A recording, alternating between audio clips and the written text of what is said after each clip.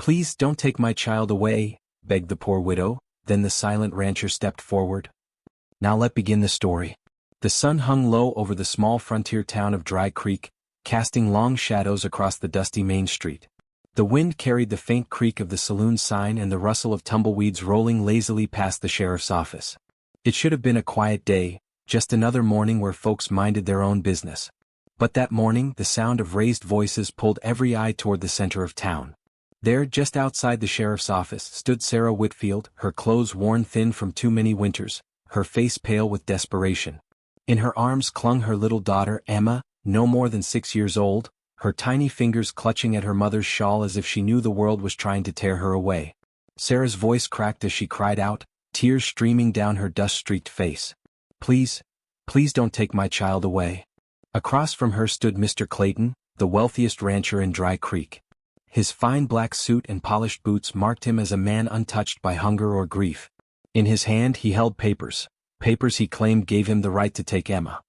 His sharp eyes glinted with a cold sort of satisfaction, the kind that came from breaking another soul's spirit. "The law's the law, Widow Whitfield," Clayton said, his voice slick as oil. "Your late husband owed me more than he could ever pay. And since he's gone, the debt falls on you. If you can't settle it," he let the words hang heavy in the air before pointing to Emma, "the child will be placed under my care."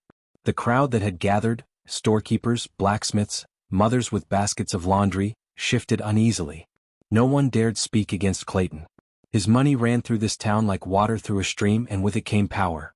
The sheriff, a thick-bellied man with sweat trickling down his neck, cleared his throat. "Now Sarah, maybe it's best you listen. Mr. Clayton has the law on his side." Sarah fell to her knees in the dirt, clutching Emma tighter. Her sobs tore through the silence, raw and helpless. Emma buried her face in her mother's shoulder, whimpering. The townsfolk looked on, their hearts aching but their voices still. None of them dared to risk crossing Clayton. None, except one. At the edge of the crowd, leaning against a wooden post outside the general store, stood a man. His broad hat shaded his face, and his hands rested loosely at his sides. Luke Harding, the silent rancher, known by all yet spoken to by few. He was a man who rarely came to town, and when he did, he kept his distance. His quietness had earned him a reputation, a mystery to some, a threat to others. People said he carried the weight of his past like a shadow he could never shake. But on that day his stillness was different. His gaze was locked on Sarah and Emma, and though no word left his lips, the storm building in his eyes was louder than any protest. As Clayton reached forward to snatch Emma from her mother's arms, the sound of boots striking the dirt broke the moment. The silent rancher stepped away from the shadows, walking steadily into the open. The crowd parted, whispers running through them like wildfire. Luke stopped just a few paces from Sarah. His towering frame cast a long shadow over the scene. He said nothing, yet his presence alone seemed to shift the air. Clayton narrowed his eyes. "Harding," he sneered, "this ain't your business." Luke's jaw tightened, but he didn't move, didn't speak. He simply stood between Clayton and the widow, his stance unyielding, his silence louder than any shout. The sheriff fidgeted, tugging at his collar. "Luke, don't get yourself mixed up in this. Best you walk away." But Luke Harding didn't walk away. He didn't even blink. His steady stare bore into Clayton like steel, and for the first time the wealthy rancher faltered. Behind him, Sarah looked up through tear-stained eyes. For the first time that morning, hope flickered. She didn't know why this man, this loner who never spoke more than a few words to anyone, would stand for her. But he had. And as the town held its breath, everyone knew, something had shifted in Dry Creek. The widow was no longer alone. The street in Dry Creek was so quiet you could hear the creak of the sheriff's sign swaying in the breeze. No one moved. No one dared breathe too loud. There he stood, Luke Harding, the man the town called the Silent Rancher. Stories about him swirled through every corner of Dry Creek. Some said he'd once been a gunslinger who laid down his revolver after spilling too much blood. Others whispered he'd lost everything, wife, son, family, long before most folks had even arrived in this town. Whatever the truth was, Luke never bothered correcting the rumors. He let them live and breathe the way he lived and breathed, quiet, steady, and apart from everyone else. Luke's silence wasn't just the absence of words. It was a weight, a presence. And in that moment, as he stood between Sarah Whitfield and Mr. Clayton, it was heavier than the iron on the sheriff's hip. Clayton's lips curled into a mocking smile. "You think standing there's gonna change anything? I've got the law on my side, Harding. Move along. This ain't your affair. Luke didn't move. His eyes, cold and sharp as a hawk's, never left Clayton's face. He didn't spit words of anger. He didn't reach for the pistol at his side. He simply stood. And that silence, unflinching, immovable, unnerved Clayton in a way bullets never could. The sheriff cleared his throat nervously, looking from Clayton to Luke. Now, Luke, he said carefully, you don't want to stir up trouble. Best you let the law handle it. But even the sheriff knew his words were hollow. He'd seen men talk their way out of fights, seen drunks brawl until someone bled, but this wasn't like that. Luke Harding didn't need to raise his voice to make himself heard. He was the message. Sarah, still kneeling in the dust with Emma clutched to her chest, lifted her gaze. Her breath caught. She had never spoken more than a polite greeting to Luke in passing, but now here he was, standing for her, shielding her child from the man who wanted to take her away. Mr. Harding, she whispered, her voice trembling, why? But she couldn't finish. The words tangled with her tears. Emma peeked up from her mother's embrace, her small eyes wide, studying the tall figure before them.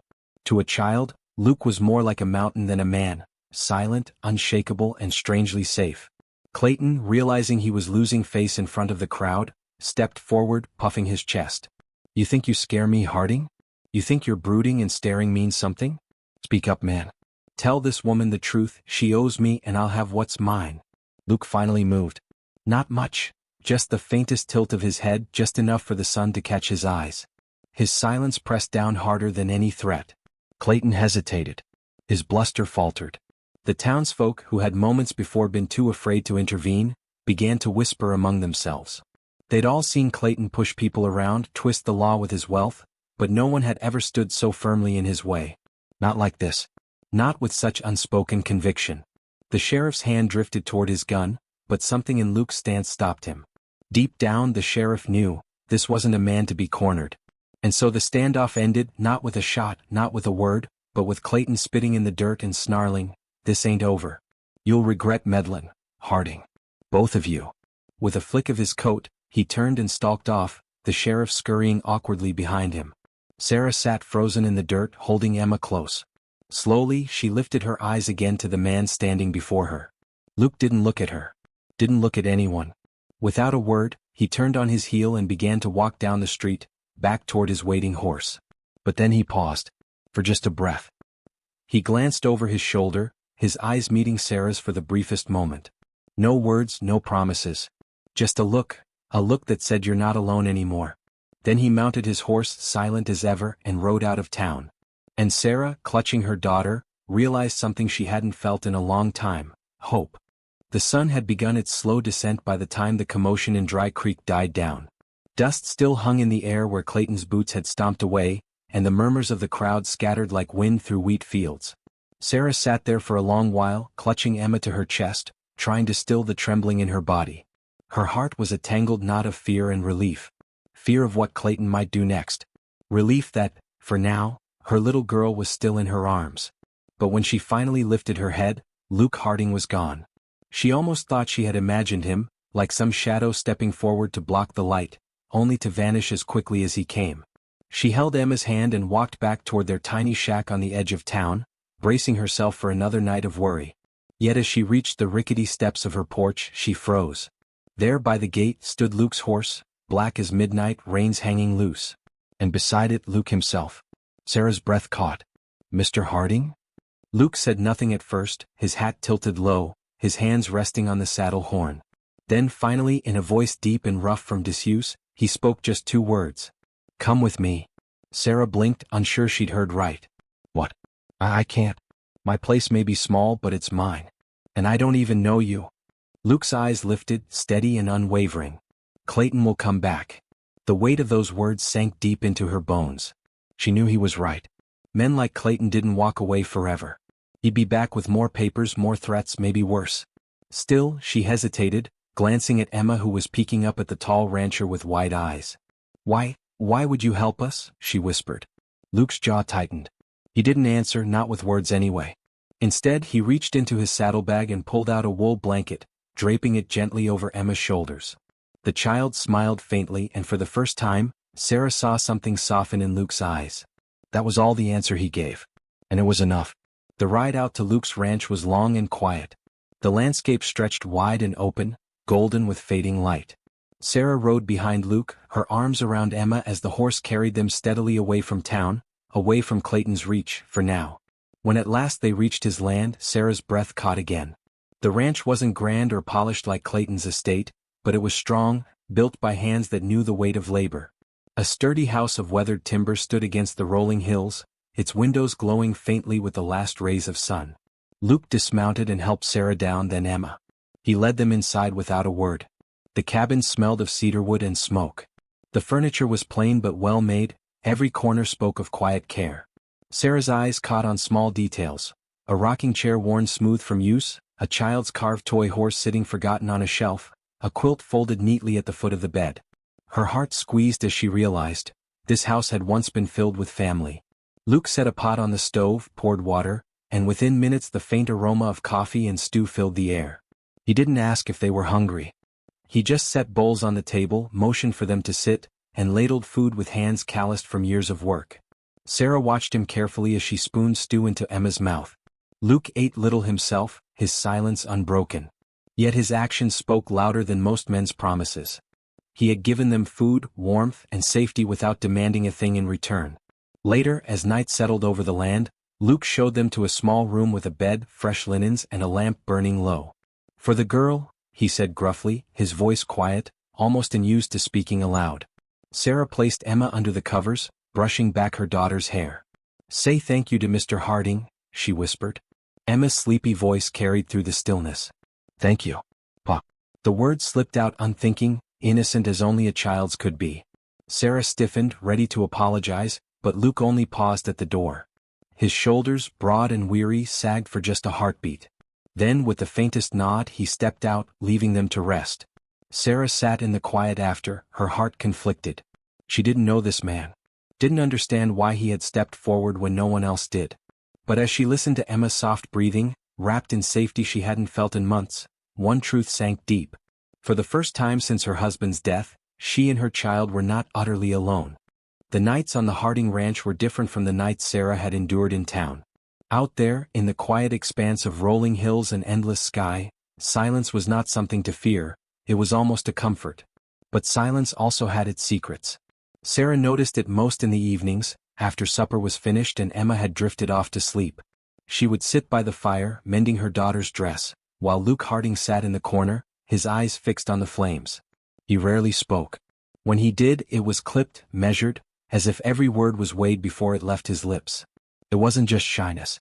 It was grief. Sarah could feel it like a shadow in the room. One night, curiosity overcame her caution. She looked up from her sewing, the lamplight catching the lines of weariness on her face. "Mr. Harding," she said softly, "you didn't have to do this for us. Bringing us here, protecting us. I don't understand why." Luke didn't answer right away. His jaw tightened, his eyes never leaving the fire. For a moment, she thought he would ignore her completely. But then, in a voice low and rough, he murmured, "Used to be a little girl running in this house." Sarah's needle paused in mid-stitch. Luke's gaze flickered and she caught it, the briefest glimpse of pain. His hand clenched on the armrest of his chair. "My wife, my boy, sickness took him. Years back. Left the house quiet." He swallowed hard, his voice breaking into silence again. Sarah felt a pang in her chest. Suddenly, the rocking chair in the corner and the forgotten toy horse on the shelf weren't just decorations. They were remnants of a family lost. She wanted to say something, offer sympathy, maybe even comfort. But before she could, Luke rose from his chair and walked out into the night air. The door closed softly behind him, leaving Sarah with her thoughts. While shadows of sorrow lingered in Luke's home, Mr. Clayton's rage was brewing in town. The wealthy rancher sat at his desk, a glass of whiskey in his hand, his jaw clenched tight. His pride had been wounded in front of the entire town. For years he had controlled Dry Creek, its law, its people, even its sheriff. But a silent man, a man who barely spoke, had dared to defy him. Clayton slammed the glass onto the table, liquid splashing across the wood. He leaned forward, his voice low and venomous as he spoke to the two hired men standing in the shadows of his study. "I want Harding watched. I want the widow frightened. Nobody makes a fool out of me. You hear me? Nobody." The men nodded, their faces hard, and slipped out into the night. Back at the ranch, Sarah stood at the doorway watching Luke under the moonlight. He was by the corral, his hand resting on the neck of a restless horse. The way he moved, calm, steady, patient, told her more than his words ever could. This was a man who carried pain but channeled it into strength. A man who had lost everything, yet still stood tall against the world. Sarah's heart ached. She didn't know what tomorrow would bring, whether Clayton would strike again, whether the law would side with money instead of justice. But for tonight, in this quiet refuge, she and Emma were safe. And though she didn't yet realize it, the shadows that haunted Luke Harding's past were slowly beginning to entwine with her own. Life on Luke Harding's ranch fell into a quiet rhythm. Days stretched long under the open sky, filled with the creak of saddles, the smell of leather and dust, and the steady sound of hooves across hard-packed earth. Sarah soon found her hands busy again, not with fear, not with begging, but with the ordinary work of living. She scrubbed clothes in the basin by the porch, hung linens in the sun, and cooked simple meals in the warm kitchen. And every evening, Emma's laughter began to echo across the yard, a sound that hadn't been heard in months. It wasn't just safety that had returned, it was life. And at the heart of it all was Luke. At first he remained the same, quiet, reserved, speaking only when necessary. But Sarah noticed little changes. He lingered near the porch after supper, as if reluctant to disappear into the night. His eyes softened when Emma tugged at his sleeve, begging him to show her the horses. And every now and then, when Sarah caught his gaze across the table, he didn't look away so quickly. One afternoon, Emma burst into the cabin, her cheeks flushed pink. "Ma, Mr. Harding said I can ride." Sarah's heart nearly leapt out of her chest. "Ride? Emma, you're too small." Before she could finish, Luke appeared in the doorway, his broad shoulders framed by sunlight. "I'll keep her safe," he said, his voice low but firm. And he did. Sarah stood by the corral, her hands clutching the fence rail, watching as Luke lifted Emma into the saddle. The little girl squealed with delight, her small hands gripping the reins. Luke walked beside the horse, one hand steady on the bridle, his deep voice instructing patiently. "Hold your seat steady. Feet down. Don't pull too hard." Emma laughed, the sound carrying across the fields. Sarah's eyes brimmed with tears, not of fear but of something far sweeter. For the first time since her husband's death, she saw her daughter truly happy. When the ride was over, Emma flung her arms around Luke's neck. "Thank you, Pa," she chirped. Sarah froze, her heart catching at the word. But Luke didn't correct her. He only gave a small, almost imperceptible nod, setting Emma gently back on her feet.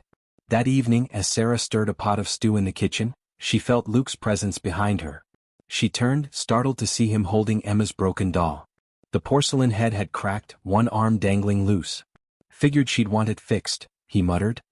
His hands, those calloused, work-worn hands, moved with surprising gentleness as he tied a small strip of cloth around the doll's arm. He set it back on the table just as Emma ran in, gasping with joy. Sarah's gaze lingered on him. She wanted to thank him, to tell him how much it meant, but the words caught in her throat. Instead, their eyes met, and in that silence, something passed between them. A warmth. A question. A beginning. As the days turned into weeks, the ranch began to feel less like a refuge and more like a home. Sarah found herself humming while she worked. Emma followed Luke like a shadow, her laughter filling every corner of the house. And Luke, once a man of silence and shadows, began to change too. The grief that had bound him for years loosened, little by little, replaced by something gentler, brighter. One night, as the three of them sat on the porch, the stars sprawling endless above, Sarah felt a peace she hadn't known in years. She glanced at Luke, his profile etched in silver moonlight, his expression calm but unreadable. Her heart whispered what her lips could not. Maybe, just maybe, we're not so broken anymore. And though Luke said nothing, the faintest curve of his mouth betrayed what he felt inside. The Harding Ranch had grown into a sanctuary for Sarah and Emma. Each day had carried a small measure of peace, of laughter, of new beginnings. But peace is a fragile thing in a land where power is bought with silver and paper. And Clayton was not a man to be denied. It happened on a hot afternoon. The sky was cloudless, the air heavy with the smell of dust and hay. Sarah was hanging laundry on the line when she heard the sound. Horses. Not one, not two, but many.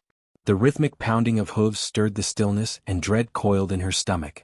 Emma ran out from the barn, clutching her doll, eyes wide. "Ma, the riders are coming." Sarah's breath caught. She didn't need to ask who it was. A cloud of dust rose as Clayton rode into the yard, flanked by 2 hired guns and shamefully the sheriff himself. Clayton dismounted with a swagger, his smug grin slicing across the quiet afternoon. In his hand he held a leather folder stuffed with papers. "Widow Whitfield," he drawled, "the law has spoken. The court's issued papers. This here says your husband's debt falls square on your shoulders. Since you can't pay, custody of your child transfers to me." He waved the papers like a trophy, then sneered. "It's official now." Sarah's knees weakened. She clutched Emma to her side, her voice trembling. "No, please, not my child. Please don't take her." The sheriff shifted uneasily, but his eyes avoided hers. Clayton had bought his silence. Clayton stepped closer, reaching for Emma.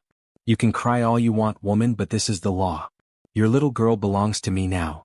Emma screamed, clinging to her mother's skirts. Sarah fell to her knees, sobbing the words that tore from her soul. "Please don't take my child away." The yard grew still, save for the sound of a child's cries and a mother's desperate pleas. The hired guns smirked, the sheriff looked ashamed, and Clayton's hand stretched closer. And then, boots struck the dirt. Luke Harding emerged from the barn, his shadow stretching long in the sun. He walked with the steady rhythm of a man who feared nothing, his hat low over his eyes, his silence thicker than the air itself. Clayton's smirk faltered, but only for a moment. "Harding," he spat, "don't make this worse. This is none of your concern." Luke kept walking until he stood between Sarah and Clayton, his body a wall of steel and resolve. For a moment he said nothing. The silence pressed down like a storm about to break. Then for the first time in years, Luke's voice cut through the air, low, commanding, unshakable. "You'll not lay a hand on her." The words dropped like hammer blows. Clayton blinked, then barked a laugh. "You think your word means more than the law?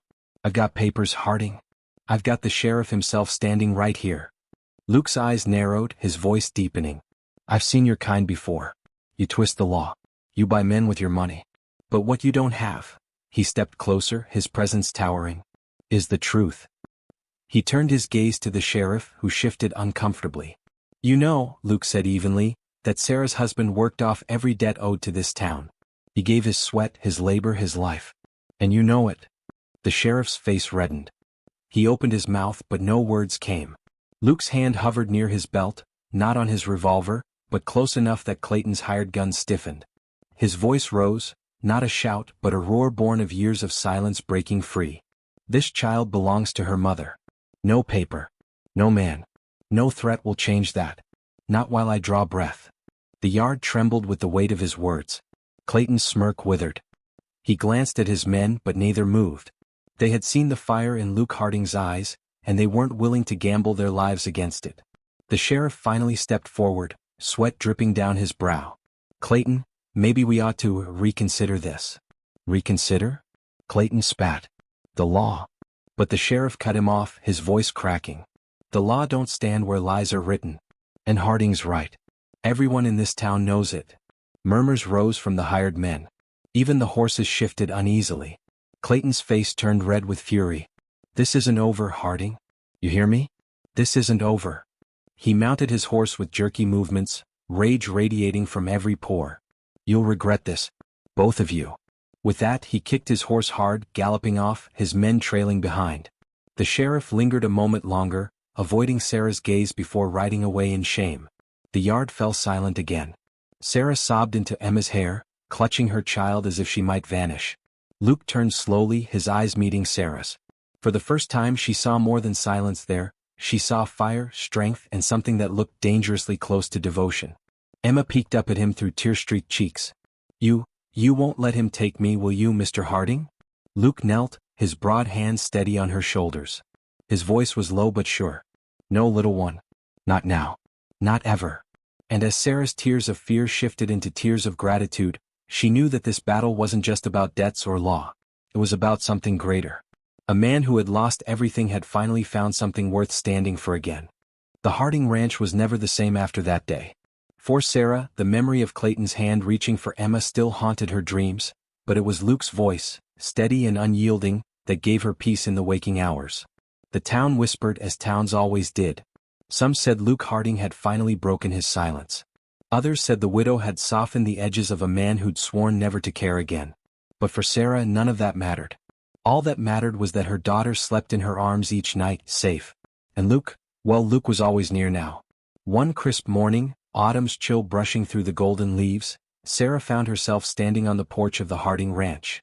Emma chased a butterfly through the yard, her laughter rising like bells in the clear air. Sarah watched her child, her eyes misting. She hasn't laughed like that in months, she whispered, more to herself than to the man standing just behind her. Luke leaned against the wooden post, arms crossed, his eyes never leaving the little girl. Children need to feel safe, he said quietly. She knows she is now. Sarah turned to him. Because of you. He shifted as if the weight of her gratitude sat heavy on his shoulders. Because of us, he corrected gently. His voice had grown easier these past weeks, though still measured, each word carefully chosen. She smiled faintly. You know, before all this, I used to pray every night that God would send someone to help me. I didn't expect it to be you, Luke Harding. The man who speaks less than the wind. His lips twitched, almost a smile. Sometimes words don't fix things. Sometimes standing is enough. Later that evening, Sarah sat by the fire while Emma dozed on a blanket, her small chest rising and falling with the rhythm of dreams. Luke returned from the barn, his boots soft against the floor. He paused by the firelight, his gaze resting first on the child, then on the mother. Sarah, he began slowly, I know I've kept to myself for years. Since, he swallowed hard, eyes flickering with a pain she recognized. Since I lost my family. I swore I'd never open that door again. Never let myself hope for something I could lose. Sarah's heart ached for him. She leaned forward, her voice tender. And now? Luke's jaw clenched, then softened. He lowered himself into the chair across from her, leaning forward so the firelight carved honesty into his face. Now I look at you. At Emma. And I know I've been given a second chance. Maybe God, maybe he wasn't done with me after all. Silence wrapped around them, but this silence was different. It wasn't heavy with grief, it was soft like a quilt around weary souls. Sarah's hand trembled slightly as she reached across the space between them. Luke hesitated only a moment before taking it in his calloused palm. You don't have to say more, Luke, she whispered. You've already spoken louder than most men ever could. The days turned to weeks and the Harding ranch began to change. Where once it was cold and empty, there were now flowers in the windowsills, laughter in the halls, and the warmth of meals shared at the same table. One Sunday as the church bells rang over the prairie, Luke rode into town with Sarah and Emma seated beside him in the wagon. Heads turned, whispers followed, but neither Sarah nor Luke seemed to notice. Emma leaned against Luke's arm, chattering away, and for the first time in years, he didn't feel the need to silence her joy. By the time they stepped into the church, the message was clear to everyone watching. The silent rancher wasn't alone anymore. He had a family. That evening, as the sun dipped low and painted the land in gold, Sarah stood on the porch once more. Emma was inside, humming herself to sleep. Luke stood beside her, his arm brushing hers. She turned to him, her eyes glistening. Luke, do you ever think about tomorrow? He met her gaze, his voice steady. Every day. And for the first time in a long time. I don't dread it. Sarah leaned into him then, her head against his shoulder. Neither do I. The prairie stretched endless before them, wide and uncertain, but no longer empty. For Sarah and Emma, tomorrow no longer held fear. And for Luke, tomorrow finally carried hope. Together they had built something stronger than debt, stronger than law, stronger than the past. A family. And so began their new beginning.